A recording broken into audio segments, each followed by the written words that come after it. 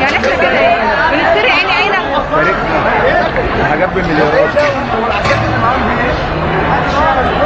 حاجات بالمليارات والله. جوه ما يقدرش ولا باين حاجه، رايح نفسك بتصور ايه؟ مش باين حاجه، ما هي ضلمه.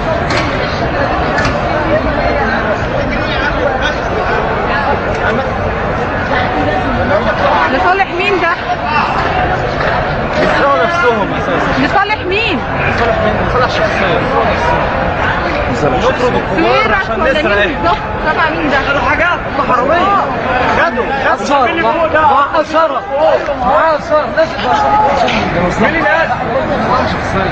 دلوقتي الصبح نطرد الكبار عشان نسرق. احنا قلنا اقفل الجاكيت كويس. كلنا هنا ليه؟ مش قلنا عشان احنا هنا؟ في جيش واقف جوه. الجيش مش؟ لا في عساكر جيش. في عسكري فوق لسه شايف. في عساكر فوق. في الاخر هيتقال ان احنا اللي عملنا. ايوه هيتصور بره. واحنا اللي عملنا كده. سرقناهم وعملناهم وهم بياخدوهم وبيبيعوهم. مش حاجه اتسرقت. لا في طب ما هو الناس بتفتش اللي طالع.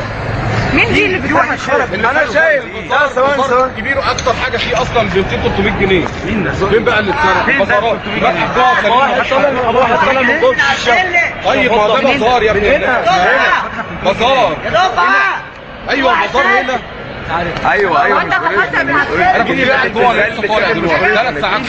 ايوه التمثال اللي في ناس رموه في النيل. 3 ساعات جوه. حاجات تمثال اتاخد مش اوريجينال. الناس اللي جوه كل حاجات فيها اصلا. يا ابني الناس ايوه لا في مش كله. كل البازارات اللي جوه اللي اتاخد منها كله اللي اتاخد انا بقوله انا كله. انت دخلت جوه يا كابتن؟ انت خبير يا كابتن؟ ايه؟ انت خبير اثار؟ لا بس تبع اي جامعه اثار؟